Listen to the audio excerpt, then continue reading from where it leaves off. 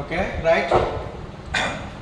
ఇక్కడ ఏంటంటే find the quadratic equation whose roots are, ఇక్కడ n/n పెట్టుకున్నాం, కానీ మన టెక్స్ట్ బుక్ ప్రకారంగా ఎంత ఉందంటే ఇక్కడ -n/m ఉంది కదా, ఇక్కడ -n/m ఉంది. నో ప్రాబ్లం, ఇక్కడ మైనస్తో పెట్టి చేద్దాం మనం. అదే ప్రాసెస్, ఇందాక చెప్పిన ప్రాసెస్ అన్నమాట ఇది కూడా. ఓకేనా. Find the quadratic equation whose roots are అంటే ఇక్కడ రూట్స్ ఏంటి, ఇక్కడ ఇది ఒకటి alpha is equal to m/n, ఇక్కడ బీటా ఈజ్ ఈక్వల్ ఎంత -n/m అన్నమాట. ఆల్ఫా కామా బీటాలో రెండు రూట్స్ ఇస్తే క్వాడ్రాటిక్ ఈక్వేషన్ ఎలా రాసుకోవచ్చు, ఇది x² - alpha plus beta into x plus alpha beta is equal 0, అంతేనా. ఓకేనా. ఇక్కడ మైనస్ పెట్టుకొని చేద్దాం, నో ప్రాబ్లం. ఇక్కడ m value, alpha value, beta value. ఓకేనా రైట్. సొల్యూషన్ చూడ ఎలా రాసుకోవచ్చు, given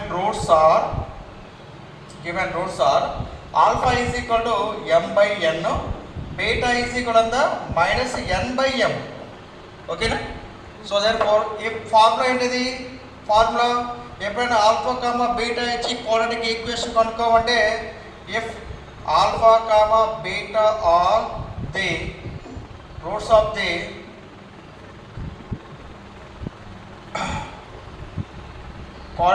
quadratic equation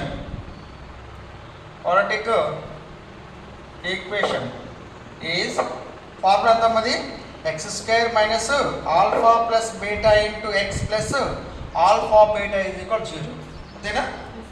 x² - alpha plus beta into x plus alpha beta is equal 0. ఇక్కడ ఎప్పుడు ఆల్ఫా కామా బీటాలో రెండు రూట్స్ అయినప్పుడు. ఓకేనా.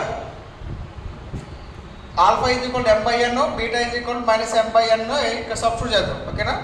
x² - ఆల్ఫా ఎంత m/n మైనస్ ఆఫ్, అంతేనా, ప్లస్ పెట్టుకుందాం. బీటా ఎంత -n/m ఇంటూ x ప్లస్ ఇదంతది m/n ఇంటూ బీటా వాల్యూ ఎంత -n/m బ్రాకెట్ అప్లై చేద్దాం ఈజ్ ఈక్వల్ 0. ఓకేనా. సో దాని ఎంత ఇది x² - m/n, ఇక్కడ ప్లస్ ఇంటూ మైనస్ ఎంత -n/m ఇంటూ x. ఓకేనా. ఇక్కడ -n క్యాన్సిల్, ఇక్కడ mm క్యాన్సిల్, ఇక్కడ ఎంత ఉంటుంది -1 ఉంటుంది కదా, -1 ఉంటుంది కదా. ఇది m క్యాన్సిల్ అయిపోయింది, n క్యాన్సిల్ అయ్యి ఇక్కడ -1 మిగులుతుంది. -1 అంటే దట్ మీన్స్ -1 మిగిలినట్టు. ఓకేనా. నెక్స్ట్ దీనికి ఎల్సిఎం చేద్దాం. దీనికి x² ఇక్కడ ఎల్సిఎం చేస్తుంది, ఇది m ఇంటూ n. ఓకేనా. m ఇక్కడ n, ఇక్కడ m, ఇక్కడ సబ్ట్రాక్షన్ చేయాలి. 2 ఫ్రాక్షన్స్ మనం ఏం చేయాలి, సబ్ట్రాక్షన్ చేయాలి. సబ్ట్రాక్షన్ చేసినాడు ఈ డినామినేటర్స్ యొక్క ఎల్సిఎం ఎంత mn.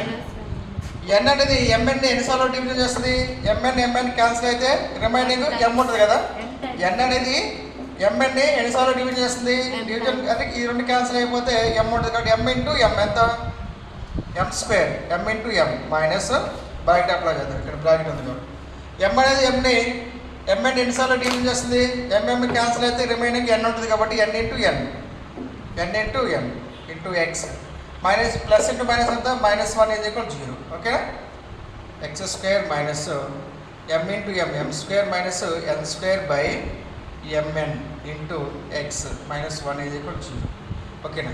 ఇక్కడ దీని కింద 1 ఉందనుకుందాం. ఓకేనా. దీని కింద 1 ఉందనుకుందాం, ఎల్సిఎం కట్టినా సరిపోతుంది. లేదంటే మనం ఏం చేయాలి, ఇప్పుడు mn దీంతో ప్రోడక్ట్ చేద్దాము. mn దీంతో ప్రోడక్ట్ చేసి mn ఈజ్ ఈక్వల్ అవుతుంది తీసుకపోతే మనకి 0 అయిపోతుంది. ఓకేనా. mn దీంతో ప్రోడక్ట్ దీనికి x² తో ప్రోడక్ట్ చేద్దాం, mn 1తో ప్రోడక్ట్ చేద్దాం. ఎంత mn x² - of m² - n² into x minus m1 into mn is equal 0. సరిపోయిందా. ఓకే. ఇక్కడ మైనస్ ఉంది, ఇక్కడ కూడా ప్లస్ ఉండాలంటే ఇది ఇటువైపు తీసుకొచ్చి ఇది పెట్టేసి సరిపోద్ది. ఓకే. అప్పుడు ప్లస్ అవుతుంది అప్పుడు, ఇక అవసరం లేదు, ఇటు వచ్చే సరిపోద్ది ఇంకా. ఓకేనా. mn² ఇంకా మన టెక్స్ట్ బుక్లో ఆన్సర్ ప్రకారం రాయాలంటే mn x² ఇక్కడ ప్లస్ పెట్టేసుకుంటే ఇది కాస్త మైనస్ ఇంటూ మైనస్ ప్లస్ కదా. So therefore n² - m² into x minus mn is equal 0. చూడండి, minus into plus minus m², minus into minus అంతా ప్లస్. సరిపోయిందా. సో దేర్ఫోర్ ప్లస్ ఇక్కడ పెట్టుకుంటే దీన్ని మైనస్ కాస్త నేను ప్లస్ చేస్తున్నాను, దీన్ని ఇట్లా రివర్స్ అవుతుంది అనమాట. ఓకేనా? లేదంటే ఇట్లా ఉంచినా సరిపోద్ది, ఇంకా మార్చాల్సిన అవసరం లేదు, ఇలా ఉంచినా సరిపోద్ది. టెక్స్ట్ బుక్ కాన్సెప్ట్ ప్రకారం ఇలా ఉంచినా సరిపోద్ది అనమాట. వాయిస్ చేంజ్ చేయడం అనమాట. దీన్ని మైనస్ ఇంటూ మైనస్ ప్లస్ కదా, plus L square, minus into plus minus కదా, మైనస్ ఎల్ స్క్వేర్. ఓకేనా? మార్చకపోయినా ఏం కాదు, మార్చిన ప్రాబ్లం లేదు. ఓకేనా? It is required solution, it is required quadratic equation అనమాట, quadratic equation. Okay, next last problem చేద్దాం. రాసుకుంటుంది కూడా.